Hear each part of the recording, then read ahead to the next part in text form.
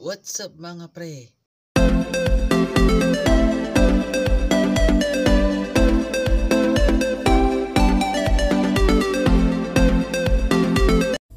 What's up mga pre?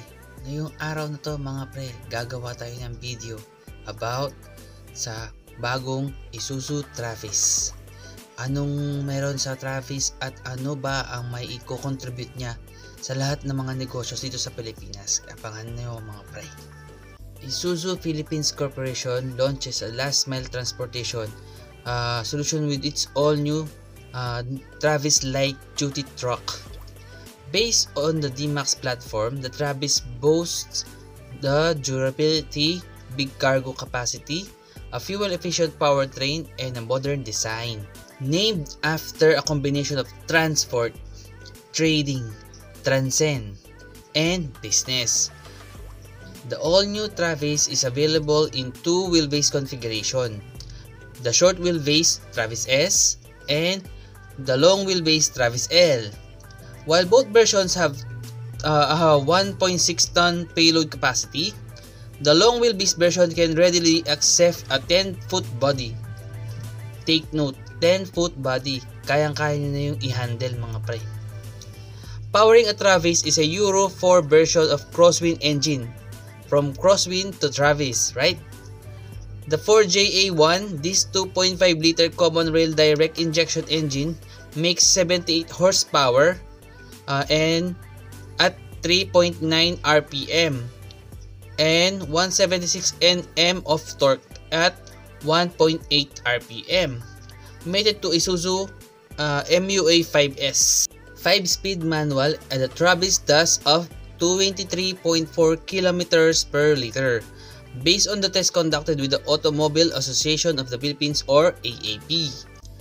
Boasting a 4.5 turning radius, the Travis is made to negotiate tight urban confines, yet it has the largest cabin in its class for the maximum comfort of its 3 occupants. Power steering is standard equipment as it is the acceleration sensing proportioning valve or DSPV to help keep it stable during the heavy braking. So, asahan nyo na safe kayo sa Travis. Isuzu Philippines Corporation has finally pulled the wraps of its latest workhorse. The Travis, this lightweight truck will rival the likes of the recently revived Mitsubishi L300 and the newly launched Suzuki Carry. So, aasahan nyo na yung tatlo na to ay ang mga typical na rivals pagdating sa ganitong lightweight duty truck. Just like its rivals, the Travis will be offered in different shapes and forms. Its cabin chassis will come in two wheelbase options.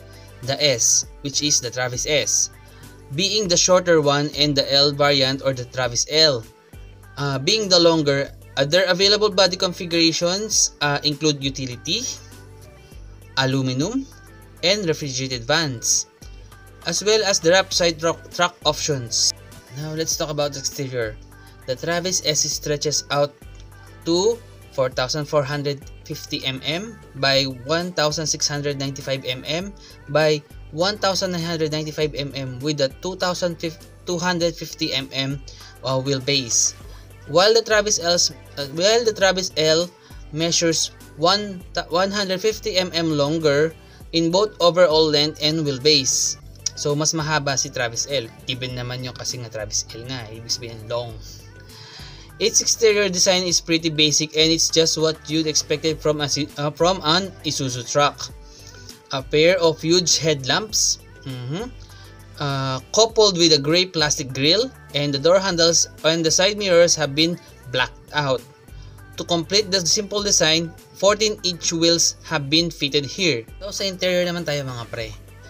Sa interior, it's a plain gray theme seen on the inside with some black plastic to provide the slight contrast. The seats are covered in fabric and the legroom feels big enough for 3 people. With the gear shifter mounted high above the floor, it is doubtful that the comfort at the full seating capacity would be decent enough to throw long drives though. Sa engines and specs naman tayo. Powering the Travis S is a 2.5 liters 4JA1 common rail direct injection blue powered diesel engine. So it generates 75 HP at 3,900 RPM and 176 Nm of torque at 1,800 RPM. It comes mated to a 5-speed manual transmission.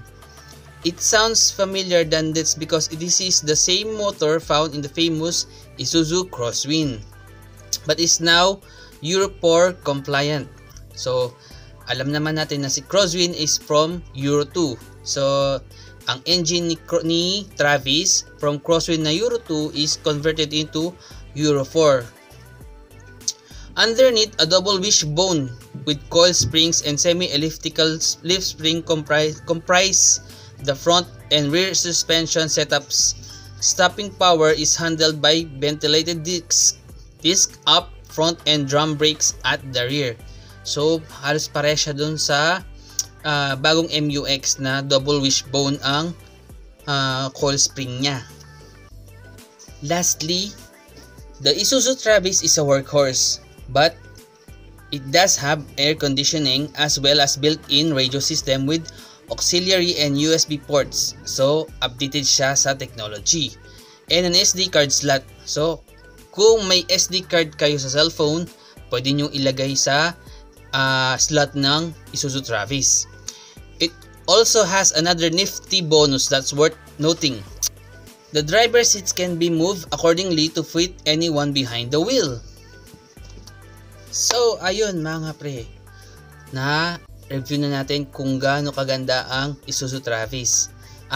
Actually, ito yung pinaka magandang light truck na pwedeng i-offer sa inyo ni Isuzu when it regards to light trucks and heavy cargos na medyo swak sa budget, and kung gusto naman na hindi siya ganun kalaki, and kung sa business pwede nyo siyang magamit ng suwabing-suwabe. At gaya nga ng nasa logo niya, it always transcends your business. So, ayun pre, bili na kayo ng Travis. Bago ko tapusin ng video na to, shoutout kay Aaron Josh Hara. AJ, galingan mo sa school, mag-aral ka mabuti, and keep safe always. Maraming salamat mga pre. Kung may gusto man kayong i-shoutout or kung may gusto kayong gawin kong video, i-comment nyo lang down below. At huwag nyo kalimutan mag-chill lang, mag-relax. Siyempre, huwag nyo rin kalimutan na i-subscribe yung channel ko, i-like at i-share. I-click nyo na rin yung notification bell para sa mga upcoming videos ko, para lagi kayo updated sa mga bagong videos. Maraming salamat mga pre. Hanggang sa muli. Peace yo. Shak.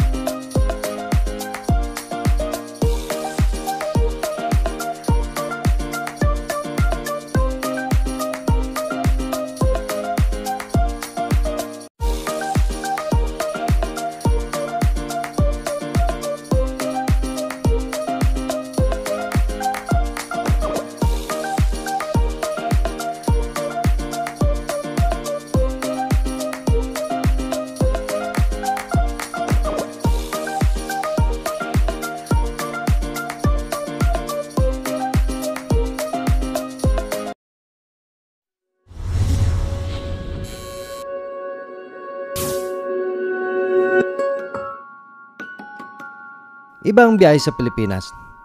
Terrain, weather, traffic, siksikan ang dadaanan. Kung gusto mong maging matagumpay, dapat tama ang piliin mong truck.